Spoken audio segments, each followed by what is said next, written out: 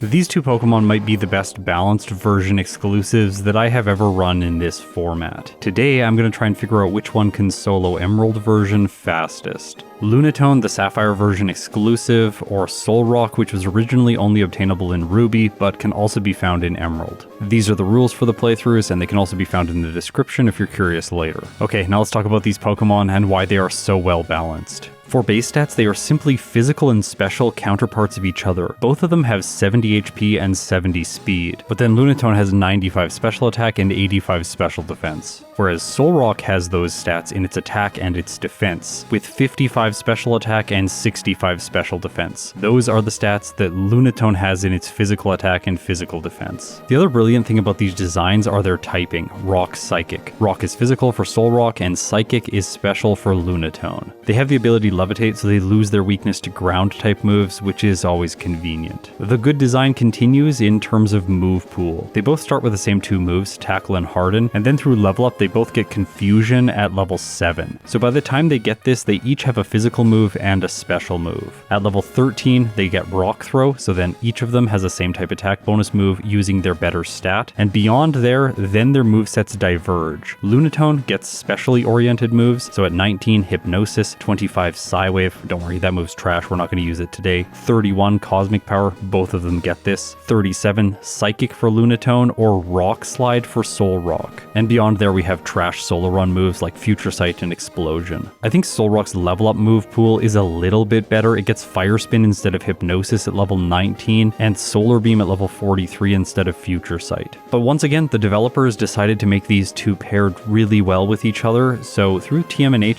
HM they get complementary sets as well. Not all the same moves. They both get access to Calm Mind, one of the best TMs in the entire game. It raises special attack and special defense. This favors Lunatone just slightly in my opinion, but it is only available after the 7th gym. They both have access to Earthquake, Shadow Ball, and Rock Tomb, which slightly favors Solrock because these are all physical moves. For special coverage, Solrock once again gets access to Solar Beam as well as Flamethrower and Fire Blast. Lunatone gets slightly less coverage because it only has access to Ice Beam, but I shouldn't have to tell you that Ice type moves are fantastic offensively, so having this I think is much better than having access to Flamethrower. I think you'll understand how well balanced these two Pokemon are, so I am really curious to see which one's better. I made a poll for the community to see which one you thought would perform better, and at the current time with 555 votes, Lunatone has 51% of the votes, whereas Solrock has 49. I personally went into this predicting that Lunatone would come out ahead just because Calm Mind's synergy with the special attack stat and the fact that Confusion is learned at level 7, and it's also very useful against Roxanne and Brawly. That said, the community is clearly divided, and I think we're going to have a really good race on our hands. Okay, we're starting with Lunatone, and one thing that I found very surprising about these two Pokemon is that they have the fast growth rate. When I sat down to play these runs, I genuinely thought that both of them were going to be in the slow growth rate, which is by far the worst for solo challenges. Well, unless you need a really high level at the end of the game, then the fluctuating is the worst. If you're familiar with competitive Pokemon, you won't really care about growth rates, but they really impact this format, so I've been collecting a lot of data on them to get a better sense for which one is best and which one is worst. On minimum battles, the slow growth rate is the worst, finishing the game at level 51, whereas the fast growth rate is the best, finishing the game at level 60. That is a 9 level difference due to growth rate alone. There are some quirks with the fast growth rate though. It doesn't level up the fastest in the early game. Both the fluctuating and the medium slow growth rate have it beat there, but by the end of the game, it is performing the best. And I think that both of these Pokemon are going to perform slightly worse in the early game when compared with their late game performance. Calm Mind, once again, is so good.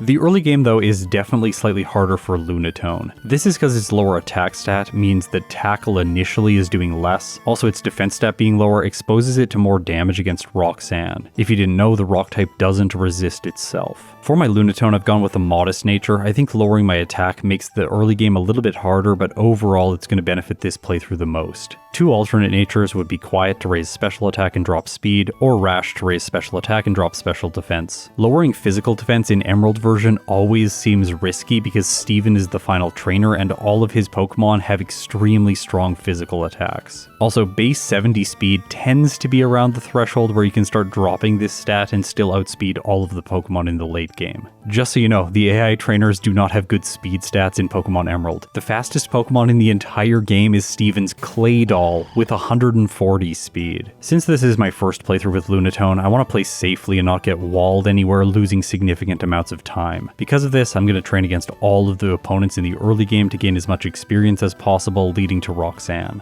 I'll quickly mention the fact that starting with Tackle is actually a godsend for Lunatone as well as Solrock, because Kyle's Poochyena as well as this Aquagrunt's Poochyena usually wall psychic types in the early game. For example, Mewtwo has to use Struggle just to beat the first trainer that isn't the rival. Confusion also makes the trainers inside of Roxanne's gym very quick for Lunatone to knock out, earning more experience. By the time I'm ready to face the gym leader, I'm level 13.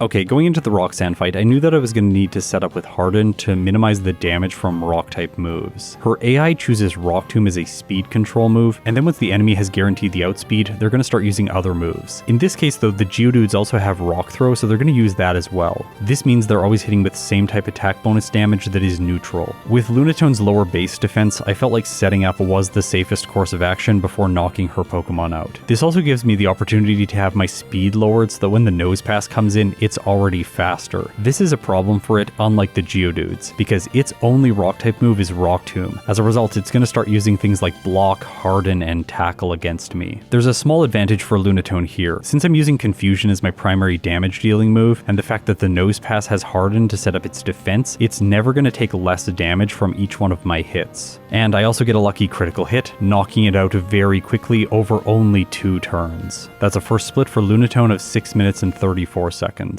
I've now learned Rock Throw, and the TM for Rock Tomb isn't going to be useful as a result because it only has 80% accuracy and the same base power. The only reason it could have utility is if I need to lower the enemy's speed, but with base 70 speed, neither of these Pokemon are going to need to do that. North of Rustboro City, I continue my training fighting all of the optional battles along this route. I'm sure a lot of you are watching right now thinking this is way too much training, just do less. And I've got a point that I want to make about this later into the video, so you'll just have to wait until then when I can explain it. That said, you are very valid in thinking that this might be too much training. The rival south of Rustboro City isn't mandatory, so that's some wasted time if he's not needed. Plus, the next gym leader is Brawly, who I have super effective damage against. If you didn't already know, Brawly also only has fighting type moves, so while I am a rock type, he's only going to deal neutral damage at best against these 2 Pokemon. However, I felt like I needed more training, so I ended up depositing my HM users, going into the gym, and fighting all of the fighting type trainers in here for more experience. This levels Lunatone up to 19, where I can learn Hypnosis, which I put in the place of Harden. The rest of the training in the gym brings me up close-ish to level 20, and then I'm ready for Brawly. This fight is so straightforward, I don't really know what to say to hype it up. There isn't anything. I can one-shot the Machop with my high special attack. Meditite only has Focus Punch, so it's never going to damage me because Confusion has 100% accuracy. Beyond that, there's Makuhita, who has Reversal, which I guess would be scary if I do a lot of damage and it survives. But in this case, Lunatone has reached level 20 over a damage rounding threshold and Confusion just 1-hits. Okay, time for more optional training, and I am really emphasizing this point because it is going to be very relevant later on. I fight every single trainer on the beach as well as in the beach house, earning myself some soda pops. These are helpful in solo runs so that you can heal instead of heading back to the Pokemon Center because time is of the essence. I'm trying to beat the game as fast as is possible. The museum is another location where psychic types struggle because of the Carvana. In Lunatone's case though, Rock Throw is a great coverage move. It has the same type attack bonus and it doesn't make contact, so Rough Skin doesn't even activate. Okay, heading north, I am going to continue doing a ton of training. I go through the Trick House, earning myself an additional rare candy. This is the first one out of 15. I'm not going to mention all the locations, you can find those on your own, but I will mention how many I collect in each playthrough. Some of them take more time to obtain when compared with others, and I think this is the most time-intensive rare candy to obtain in the entire playthrough. Okay, time for the rival battle. I wasn't sure which team would be most difficult to face using these rock types, and after this battle, I was pretty sure that it was not the Grovyle team. In general, it's just not that good, especially in this battle. battle. It only has Absorb as the same type attack bonus, damage dealing move, and Fury Cutter is just not very good. In this case though, Pursuit is doing the most damage, still Lunatone pulls through with a simple victory. Mauville City is by far the most trainer-dense location in the entire game. There are 4 routes connecting to it, all of them which have battles that are possible to do at this point in the playthrough. This is very convenient because usually Watson is the most difficult gym leader in the entire region. The fast growth rate is definitely an advantage here for Lunatone, but I don't have a good solution to Watson's Magneton. Outside of Generation 1, Hypnosis is quite frankly a terrible move. 60% accuracy is just not something I want to be relying on, but I think it's going to be my best choice against the Steel type. That said, there might be another move that will help me out, so I can train up and level up to 31 where I can learn the move Cosmic Power. It increases both your defense and your special defense by 1 stage, and I can probably set up on Watson's Voltorb or his Manectric. Typically, the second of these is the better option because the Voltorb can paralyze with Spark. I complete my training reaching level 33 over the next damage rounding threshold, and then I am ready for the Electric type specialist.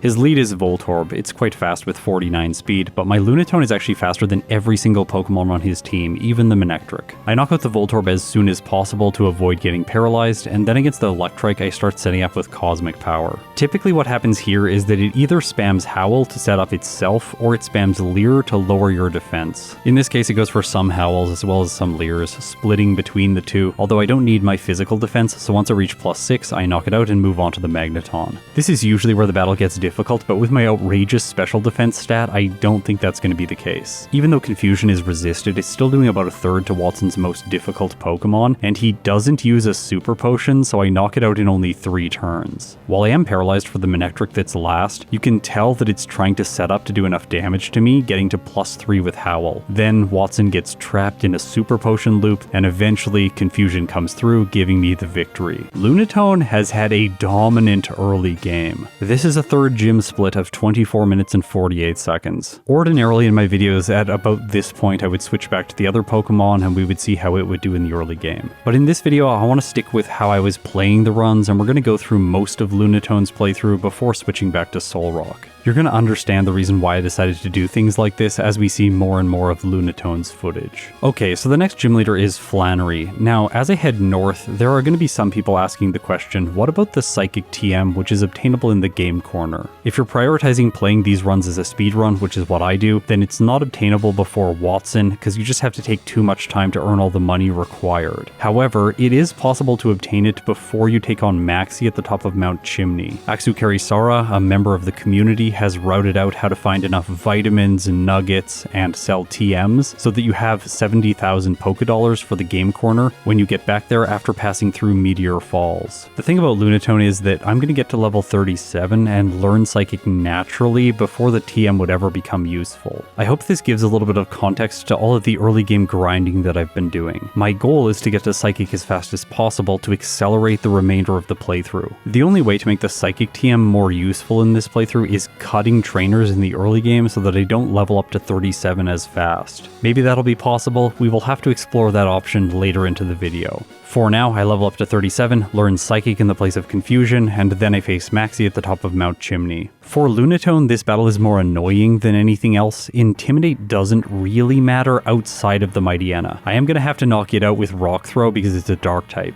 This is frustrating, it takes time, I have my accuracy lowered, and then I make it to his final 2 Pokemon. Lunatone has less than half health. This is by far the battle that has been the closest so far in the run. However, Zubat is basically useless. I know Bite is super effective, but it's not doing too much damage. And then the final Camerupt just gets 1 hit by a critical hit from Psychic. I guess that could have gone in his favor, but overall, Lunatone was pretty equipped to deal with the threats he had. Even if there was a reset there, Hypnosis or Cosmic Power would still be able to give me a win. With Maxie defeated, now let's take on Flannery.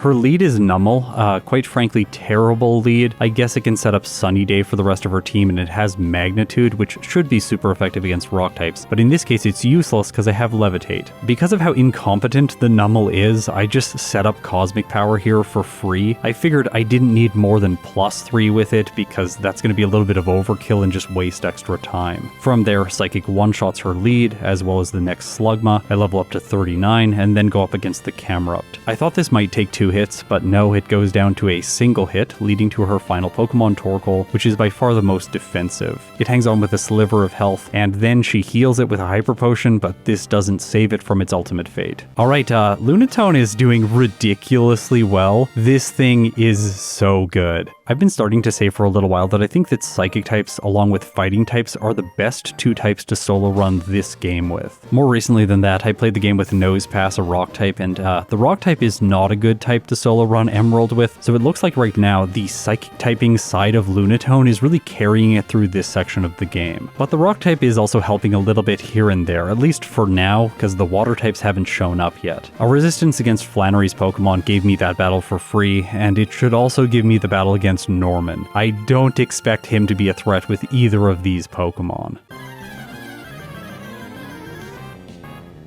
His lead is Spinda. Lunatone's holding a Person Berry to counter out Teeter Dance, and I'll set up Cosmic Power until I get confused. This happens after +2, and then I use Psychic to knock it out. Okay, from there, let's see if I can sweep. I can knock out the Vigoroth in a single hit, and then he sends in Slacking. It does like to use Counter, but I'm going to use Psychic, which is special anyway. It has a Citrus Berry, which allows it to survive. He uses a Hyper Potion, and Lunatone falls asleep. Luckily, I wake up right away and end up finishing off his ace. All that's left is Linoon, but of course, it's not a threat. So that's the 5th badge. Lunatone still has no resets, no blackouts. It is crushing Pokemon Emerald. Its 5th gym split is 36 minutes even. I don't think it's going to slow down from here because the next gym leader is Winona, a flying type specialist. Before we get there though, there are some things to do. First of all, I backtrack to Slateport City to grab the TM for Hidden Power, as well as surfing over here to pick up a PP up. This is helpful for Psychic, as well as a rare candy by the abandoned ship, which is the location where I can grab the Ice Beam TM. Now Winona is coming up next, but Rock Throw won't help very much. Ice Beam is going to be the preferable move. So my moveset now is Psychic, Ice Beam, Cosmic Power, and Hypnosis. Next is a battle that I've debated taking out of these videos because typically it's just so boring. Aqua Admin Shelly doesn't really have anything going for her. It's an easy fight even for Lunatone when she has 2 dark types. I can't believe I'm saying this, but this fight will actually be relevant later into the video, so just hold on to it in your mind. Before fighting the rival outside of the Weather Center, I'm going to teach one more move to Lunatone because Hypnosis is useless. The only reason it was on my set was for Watson's Magneton, so I'm now going to teach Hidden Power in its place. And for this playthrough, it's going to be dealing dark type damage. This gives Lunatone perfect stats, enabling it to sweep the game faster, plus it gives me super effective special damage against Tate and Liza, who are coming up soon. This rival battle is easy as you would expect, so with him out of the way, let's take on Winona.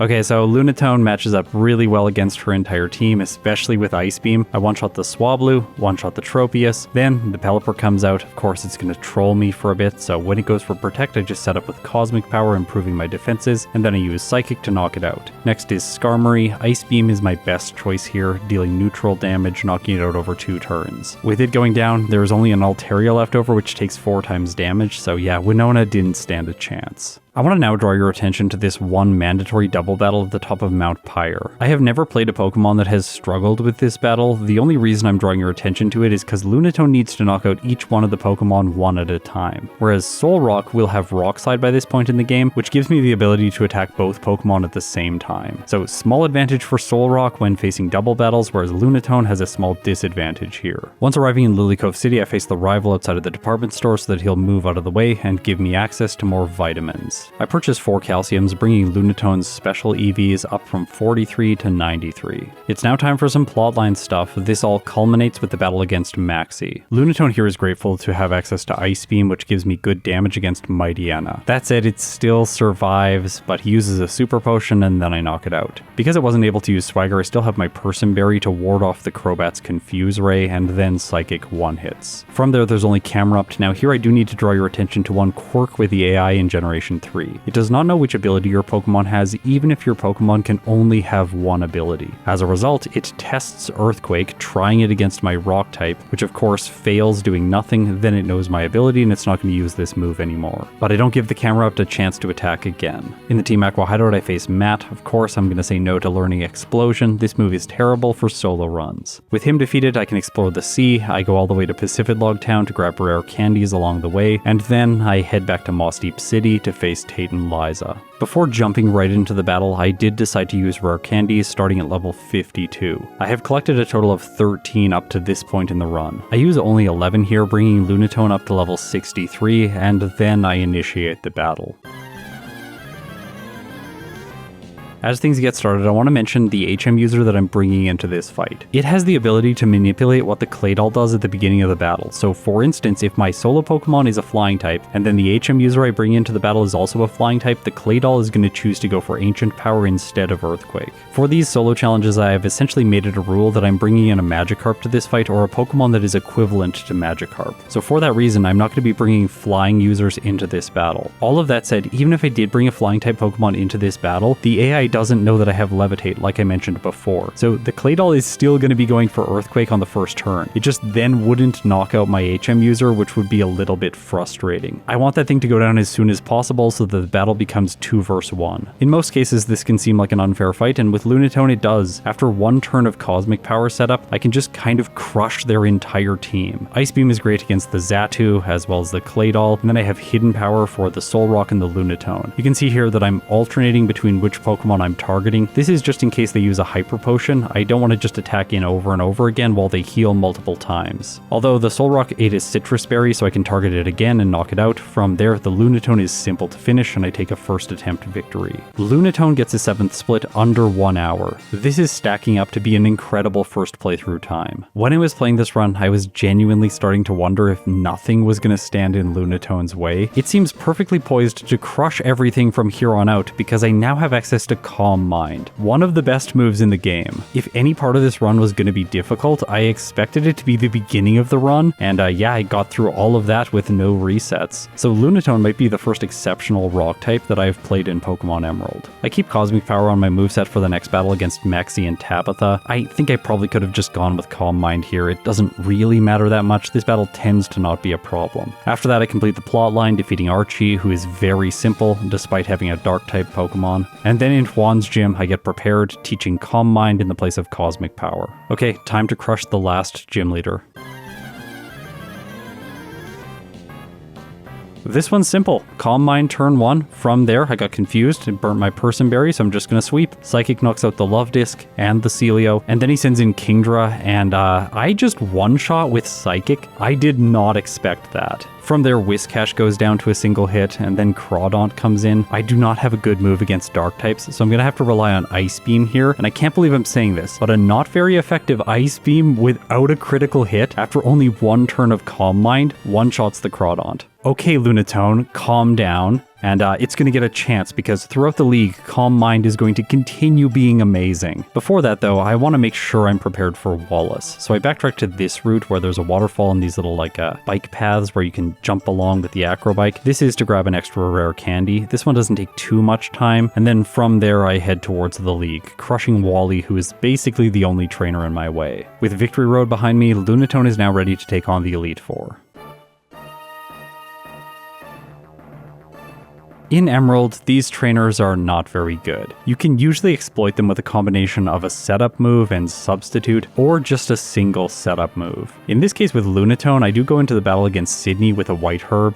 It's not actually relevant here, because I can just one-shot his entire team using Ice Beam. Well, until the Crawdaunt comes out, I wasn't hopeful against this thing, and yes, I don't one-hit. I take it to yellow instead, but this isn't enough to give it a chance to attack, because it sets up with Swords Dance, and I finish it on my next turn. After that, only Absol is left, I use Ice Beam, and it goes down. Phoebe is the first example of how I can exploit her AI with setup. The Dusclops is going to go for Protect, so I can set up with Calm Mind, boosting my special attack and special defense. It fails Protect on the next turn, and then Hidden Power one-shots. This move is useful against all of her Pokemon with the exception of Sableye, where of course Ice Beam is better. So a second easy Elite Four win. Against Glacia, things are maybe a little bit different. I don't have super effective damage here. She resists Ice Beam, and Hidden Power is neutral. However, the first Celio is terrible. Like, it's really bad. It knows no good moves. It loves to use Body Slam. It's actually doing it against my Lunatone, which is a rock type. I wasn't expecting that, but I guess it makes sense as I set up my special defense with Calm Mind. I have prepared for this though, because I have a Cherry Berry, so when it eventually paralyzes me after getting to +3, then I'm just going to sweep her team, not chancing the status condition again.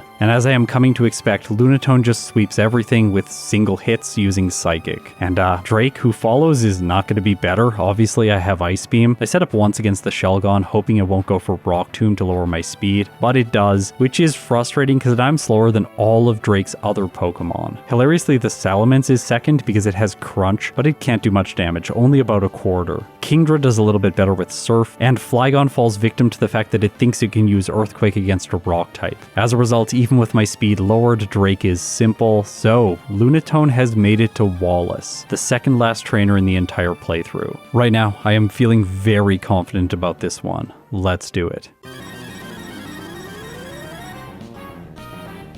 The reason for my confidence is simple. I'm pretty sure I'm just going to be able to set up on the Wailord. I bring it to low health to ensure that Water Spout won't do much damage. It just goes for Blizzard, and then Wallace heals. On that turn, I use Calm Mind. From there, I have to knock it out, but with +1, I think I should be able to make it through the remainder of Wallace's team. I have a Pecha Berry in case Toxic becomes a problem, but that won't be the case on the Tentacruel because I one-shot with Psychic. Then, surprisingly, I knock out the Gyarados with a single hit from Psychic as well. Although I should mention, if it attacked, it would probably just use Earthquake. Alright, up next is the most annoying Pokemon in the entire playthrough, Ludicolo. I hate this thing, especially when I've used other rock types like Relicanth in the past. However, Lunatone doesn't want to have any shenanigans played against it, so it freezes the Ludicolo with Ice Beam, although the grass type defrosts right away and sets up Double Team.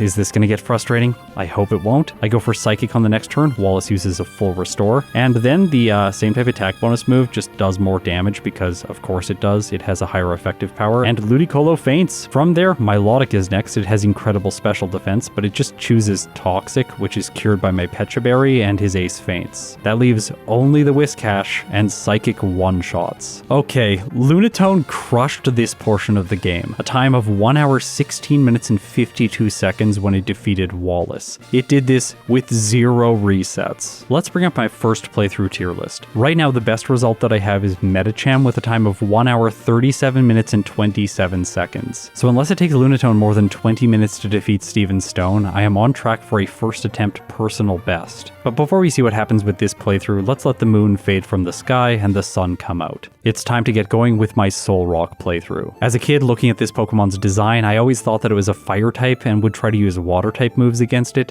Joke's on me, I always thought it was a fire type because the water type moves do really well against it and they also say they're super effective. But that's because it's a rock psychic type. Still to this day, I wonder why it isn't the rock fire type. After all, it looks like a brilliant sun. And speaking of brilliant things, I should mention the sponsor for this video because it's brilliant. If you're confused at all by that sentence, please just look at the screen. It's gonna make sense. Brilliant is a platform where you learn by doing, with thousands of interactive lessons in math, data analysis, programming, and AI. If you're watching my videos, I assume you're the analytical type like me. That's why we're interested in comparing Pokemon like Lunatone and Solrock and figuring out which one is best for a solo challenge. That also probably makes you curious about math, data analysis, programming, and AI. On Brilliant, you can learn about those topics through thousands of interactive lessons. Learning by doing is the most effective way to internalize new skills, and that's exactly how their lessons are designed. Brilliant's lessons let you build problem-solving skills, like in this probability series that really helps with my understanding of many mechanics in Pokemon. I've mentioned it when they've sponsored me in the past. I just think it's such a great starter for anyone who wants to get better at these things. Also, Brilliant is great for developing a powerful daily learning habit. Their lessons are short enough that you can fit them into even a very busy schedule like mine, and taking things one bite-sized piece at a time is a great way to internalize new skills over the long term. After all, memory consolidation happens when we sleep.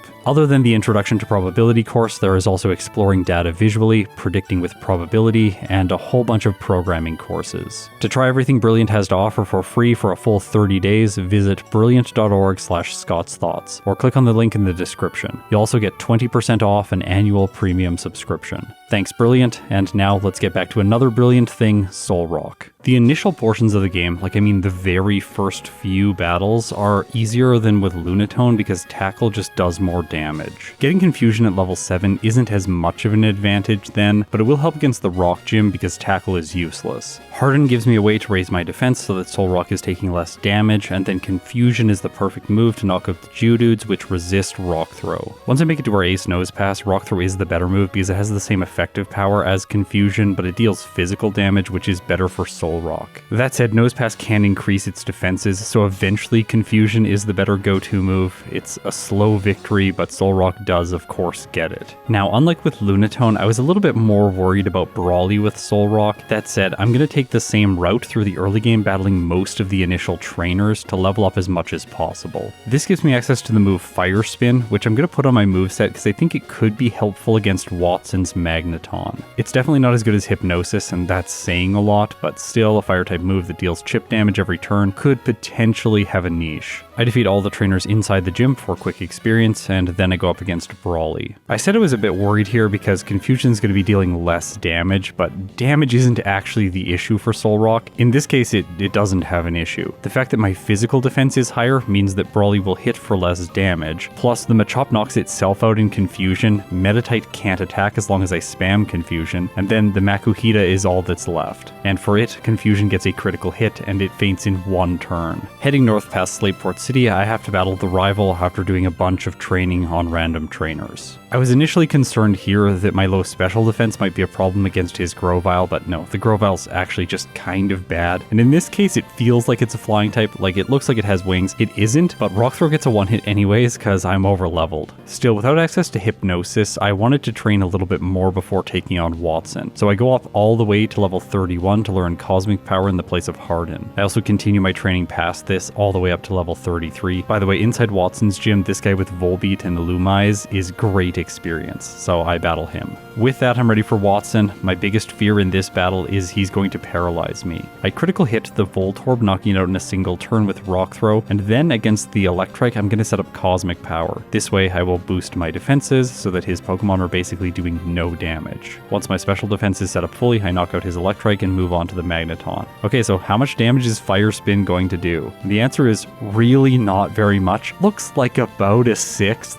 Rock Throw and Confusion have the same effective power, and the Magneton has higher defense when compared with its special defense. So maybe Confusion's going to do slightly more damage here. It gets a critical hit, bringing the Magneton to yellow health. Then I'm paralyzed and I don't have a Cherry Berry left over. I want to ensure that I keep using Fire Spin every time it wears off so that I'm getting the chip damage per turn, because Solrock really isn't doing much to Watson's most fearsome Pokemon. There's an additional problem here. Even though I set up with Cosmic Power, the Magneton has Sonic Boom, which deals fixed damage, 20 points every time it hits, and because of that, it's doing a lot every turn and I have no way to heal. It's also worth noting that Watson has 2 Super Potions, so he's able to heal and delay my progress even more. By the time I finally knock out the Magneton, which I'm amazed I even did, I have yellow health left over for the Manectric. It goes for Shockwave right away. Luckily it doesn't have Sonic Boom because this move only does 6 hit points of damage. Paralysis prevents my attack, it goes for Howl, raising its own, and then when I hit with Rock Throw it does more than half. Because of that, my Rock Throw is not able to knock it out on the next turn. It brings Solrock down to 17 hit points, but that's not enough because Paralysis does not prevent my next attack, and Watson's ace faints. This battle definitely could have gone Watson's way. I think it's a little bit of a miracle that Solrock pulled through. Okay, now we get another divergence between these two Pokemon. At level 37, instead of learning Psychic, Solrock is going to get access to Rock Slide. In terms of mid-game coverage, I think this move is a lot better. It's super effective against 2 of Flannery's Pokemon, it's pretty good against Norman, and it's also fantastic against Winona. The downside of being a physical attacker is that now is when the Mighty Enas start to hit. Maxie's is first, lowering my attack with Intimidate right off the bat. Unlike with Lunatone, I taught Solrock's secret power because it is physical, but unfortunately its secondary effect is not bypassing accuracy checks because while I set up with Cosmic Power against the Mighty Ena, it hits me with a Sand Attack. Then it gets a critical hit with Bite, bringing me down to yellow health. Luckily Rock Slide comes through and hits, it only has a 67% chance of doing that. It does so much damage, finishing his lead off, and then Zubat comes in. Secret Power comes through for me here, and I move on to the final Pokemon, Camerupt. it. Now remember, it doesn't know my Pokemon has Levitate, so even though Rock Slide misses on the first turn, it just wastes his attack with Magnitude. I miss again, then it sets up Focus Energy, which improves its critical hit rate, but that doesn't actually matter that much because Ember does such little damage. My next Rock Slide flinches it, Maxie uses a Super Potion, which is frustrating, but after that, once I hit, my Solrock also gets a critical hit and his ace goes down. I think doing a high level comparison of these early games is actually really interesting right now. Solrock feels like it should be a little bit worse against Roxanne, and I think it is, but once I defeat her I get an attack boost, which benefits Solrock more than it does with Lunatone. From there, my typing alone is enough to get me by Brawly, so it doesn't matter even if I'm not doing as much damage against each one of his Pokemon. The big downsides start coming at Watson. I really think that Hypnosis helps Lunatone out so much against his Magneton, whereas Solrock doesn't have that similar advantage. Also, Psychic type coverage isn't as good against Maxie, but Rockslide's accuracy and the fact that his Mightyena leads with Intimidate makes it a little bit harder again for the physical attacker.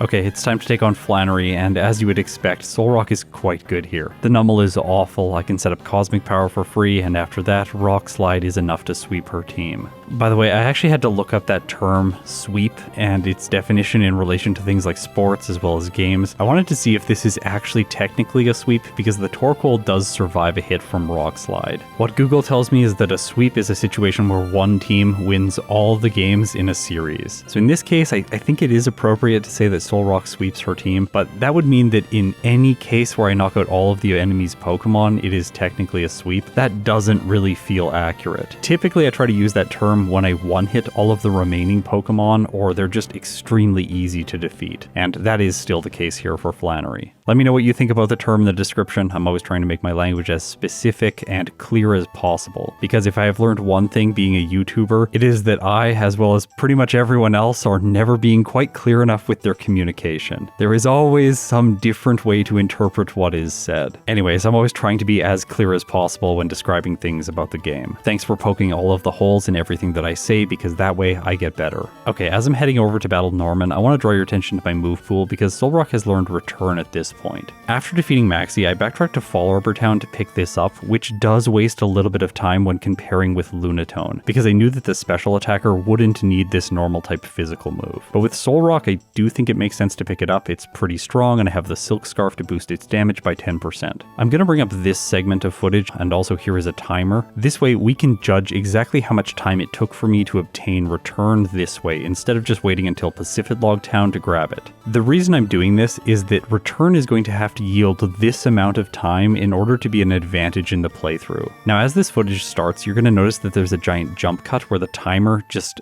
keeps going regularly. This is because I would have had to do that walking anyways if I was just heading back to Laveridge Town. So I'm trying to cut out all of the stuff that I would have had to ordinarily do with the Pokemon and only show the stuff that is actually a divergence from the regular route. For me, I was actually surprised how long this took. I think if I had to estimate it in my head, I would have said it would take somewhere between 50 seconds and 60 seconds to pick up the Return TM, but no, in this case it takes 1 minute and 31 seconds to get back to the place where I'm heading to Laveridge Town. So that is a significant amount of time that I'm going to have to earn back in the next section of the game using Return. And if I'm being completely honest about it, I don't think that this move is really worth it for Solrock. It can probably rely on Secret Power throughout the next section of the game and have Rock Slide for primary damage if it really needs the extra little bit of oomph. Okay, so now let's head into Norman's gym and face the 5th gym leader, who for Solrock is going to be quite simple. Cosmic Power plus a Person Berry gives me 1 free turn of setup on the Spinda. From there, things are fairly straightforward because his Pokemon can't do much damage to my Pokemon. They do know Feint Attack, which is super effective, but it doesn't do a lot of damage. Now, you might be wondering why I've kept Confusion on my moveset for so long.